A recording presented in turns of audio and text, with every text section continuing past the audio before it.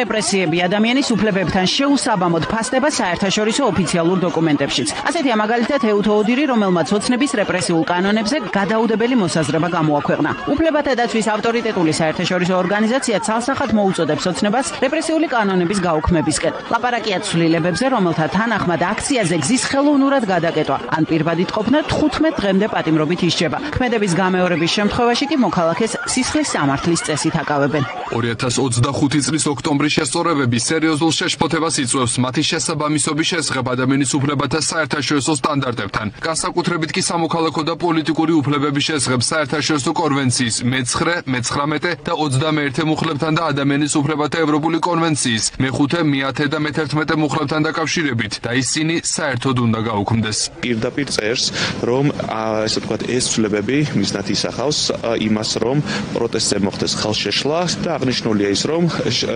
ამ ესე ვთქვათ, ცვლილებებმა შეიძლება დაარღვიოს ევროპული კონვენციის მე-18 მუხლი, რაც გულისხმობს იმას, რომ უფლებების შეზღუდვა ხდება არა იმ მიზნით, რაც ფორმალურად არის დეკლარირებული, არამედ რაღაც სხვა პოლიტიკური მიზანშეწონებებიდან გამომდინარე.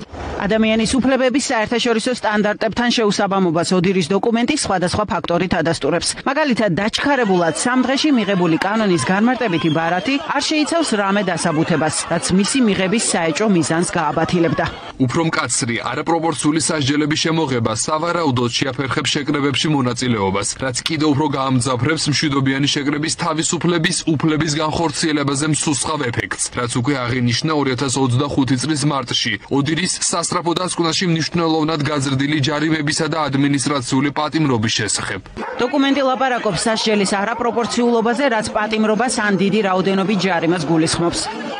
ოდირი ასკვნის, რომ ეს ცვლილებები კრიტიკული მოსაზრებების გასაჩუმებლად არის მიღებული და არა კანონიერი მიზნებისთვის.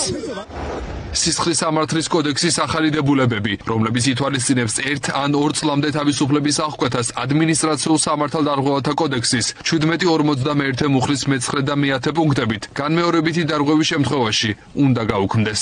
ხაზგასმა არის იმაზეც, რომ კანონს მსუსხავი ეფექტი ექნება, რაც რა თქმა უნდა წინააღმდეგობაშია შეკრების და გამოხატვის თავისუფლებასთან. დასკვნის საფუძველზე ძალიან კარგად ჩანს, თუ რამდენად მოდის ეს კანონები წინააღმდეგობაში ადამიანის ძირითად უფლებებთან და რამდენად მკაცრი და არაპროპორციულია ეს სანქციები, რაც არის გათვალისწინებული. ოდირის დასკვნა შესაძლოა დამატებითი არგუმენტი გახდეს ადვოკატებისთვის, რომლებიც სასამართლოში იცავენ ათობით ადამიანის უფლებებს, ვინც ოცნების რეპრესიული კანონების გამოყენებით დააკავეს ან დააჯარიმეს.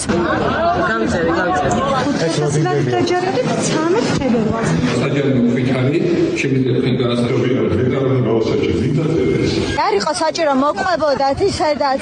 იურისტებისთვის ცვლილებების არაპროპორციულობა და აბსურდულობა ყოველ სხდომაზე დასტურდება. ამიტომ მათი თქმით არაერთხელ სთხოვეს საქალაქო სასამართლოს მოსამართლეებს, რომ საკონსტიტუციო სასამართლოს მიმართონ ამ კანონების კონსტიტუციასთან შესაბამისობის დასადგენად, თუმცა ასეთი ამ დრომდე არ მომხდარა.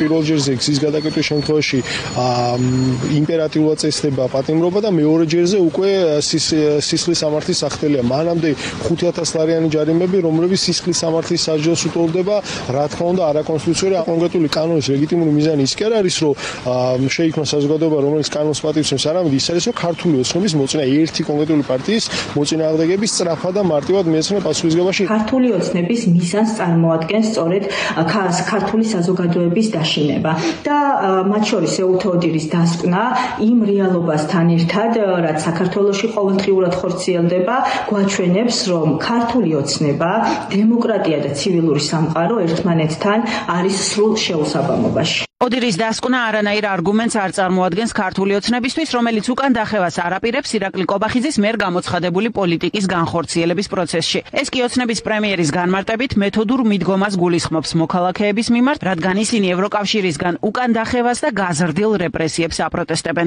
მითო იყო ეს მიღებული, რომ პრევენცია მოხდარიყო